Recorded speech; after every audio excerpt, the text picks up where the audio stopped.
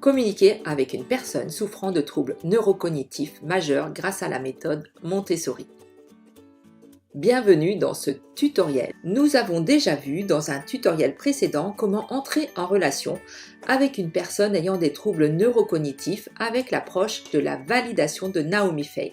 Aujourd'hui, nous allons explorer avec Juliette Terpereau, orthophoniste, comment la méthode Montessori peut faciliter la communication et favoriser le bien-être des personnes atteintes de troubles neurocognitifs majeurs, ainsi que des conseils pratiques pour mettre en œuvre cette approche dans votre quotidien d'aidant. Comprendre le trouble neurocognitif majeur et ses défis de communication. Dans le tutoriel précédent, Juliette Terpereau nous a expliqué les enjeux de la communication avec une personne atteinte d'un trouble neurocognitif majeur associé à la maladie d'Alzheimer ou apparentée. Et elle nous a présenté la méthode de la validation de Naomi Feil. Elle soulignait que les personnes atteintes de la maladie d'Alzheimer peuvent être perturbées dans leurs repères, avoir un langage déformé, avoir des difficultés de compréhension et qu'elles pouvaient quitter la réalité présente pour rentrer dans leur propre réalité. Elle expliquait comment les aidants pouvaient adopter une posture empathique, observer la personne, se mettre en miroir de ses émotions et entrer dans son univers pour pouvoir communiquer efficacement. On peut, je vous ai dit, entrer en relation en ayant des outils de communication adaptés, en créant des routines et en adaptant le contexte. Vous pouvez écouter la première partie sur les troubles neurocognitifs majeurs et la communication. Je vous mets le lien sous la vidéo. Principe de la méthode Montessori pour la communication. Les principes de la méthode Montessori peuvent être appliqués pour faciliter la communication avec les personnes souffrant de troubles neurocognitifs majeurs. Voici quelques principes clés.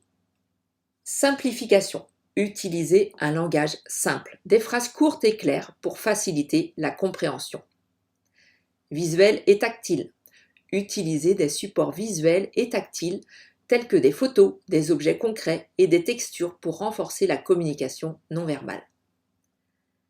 Respect de l'autonomie. Encouragez la participation active et l'autonomie de la personne ayant des troubles neurocognitifs majeurs, en lui permettant de faire des choix simples et en favorisant son engagement dans des activités significatives pour elle. Technique de communication Montessori pour les personnes atteintes de démence ou de troubles neurocognitifs majeurs. La méthode Montessori propose plusieurs techniques de communication qui peuvent être bénéfiques pour votre proche. Voici quelques-unes de ces techniques. Validation.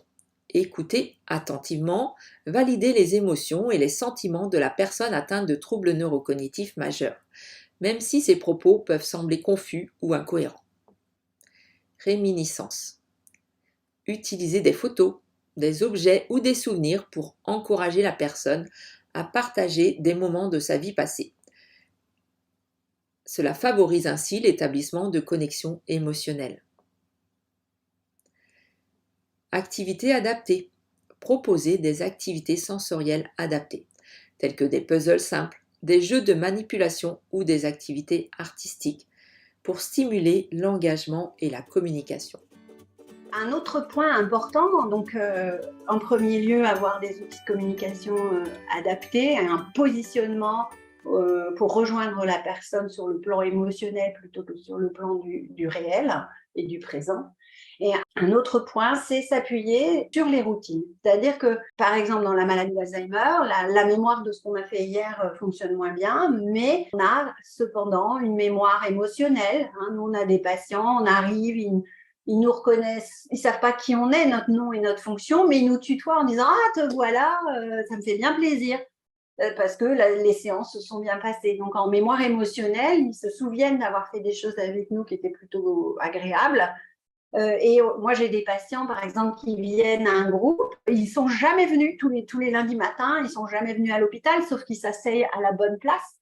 Et quand je demande où sont les crayons, ils savent où ils sont rangés. Et donc, pour la vie quotidienne, bon là, c'était pour illustrer, mais pour la vie quotidienne, on peut aussi utiliser ces ressources qui sont préservées et créer des routines, créer des façons de faire et des façons de dire les choses qui vont être constantes pour aider la personne. Donc, à lui proposer des choses qu'elle fait déjà, des choses qui l'intéresse et choisir un lieu qui fasse repère pour la personne. Donc la fille vit avec sa maman et sa maman est toujours inquiète de savoir où est sa fille. Et donc elle voulait toujours avoir l'agenda de sa fille. Donc sa fille lui avait mis dans la cuisine, sur une table, sur le frigo, sur différents cahiers, différents supports. Et puis je lui ai demandé, mais observez votre maman, savoir où elle passe dans la maison, quel est son point de repère, quel est... Et finalement, la fille a fini par trouver qu'il y avait une commode où autrefois il y avait le téléphone fixe, où la dame avait dans le tiroir eu l'habitude de mettre son propre agenda. Et finalement, à cet endroit-là, la fille a mis son agenda. Et au lieu de demander à sa mère de se souvenir de l'information pour l'écrire dans l'agenda, c'est la fille qui a écrit dans l'agenda à un endroit où la personne passait régulièrement. Et maintenant, cette dame lui dit je suis soulagée, je suis rassurée.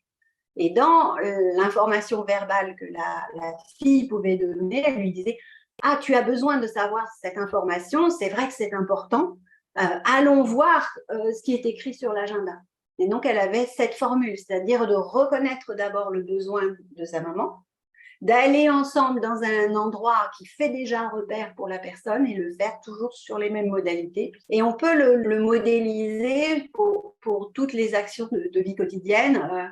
Je vous ai mis cet ouvrage de AGD Montessori, là, en fait, et il propose vraiment quel genre de soutien, quel genre d'adaptation du contexte autour de la personne on peut proposer pour les activités de vie quotidienne. Donc, c'est un autre regard, si vous voulez, c'est un regard non pas sur une maladie, mais sur une personne porteuse de handicap. Et donc se dire, la personne, elle est en situation de handicap, donc je vais faire bouger cette situation pour la mettre en possibilité de réussir. Donc c'est ce regard-là que la méthode Montessori apporte, de dire, est-ce que si on ajuste le contexte, est-ce que si on donne plus d'informations ou moins d'informations, si on donne des couleurs, des repères, des routines aussi, la personne peut continuer à faire par elle-même. Donc à avoir une façon de reprendre le contrôle sur sa vie, à avoir envie de faire les choses et de les faire de façon plus autonome et donc de retrouver un rôle aussi.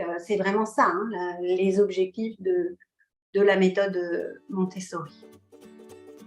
Pour conclure, l'utilisation de la méthode Montessori dans la communication avec les personnes souffrant de troubles neurocognitifs majeurs offre de nombreux avantages. En simplifiant le langage, en utilisant des supports visuels et tactiles, en respectant l'autonomie et en mettant l'accent sur des activités adaptées, nous pouvons faciliter la communication et favoriser le bien-être de notre proche. Il est essentiel de garder à l'esprit que chaque personne est unique et il peut être nécessaire d'adapter ces techniques en fonction des besoins spécifiques de votre proche. En étant attentif, patient et respectueux, nous pouvons établir des connexions significatives et soutenir le bien-être émotionnel de notre proche tout en renforçant les liens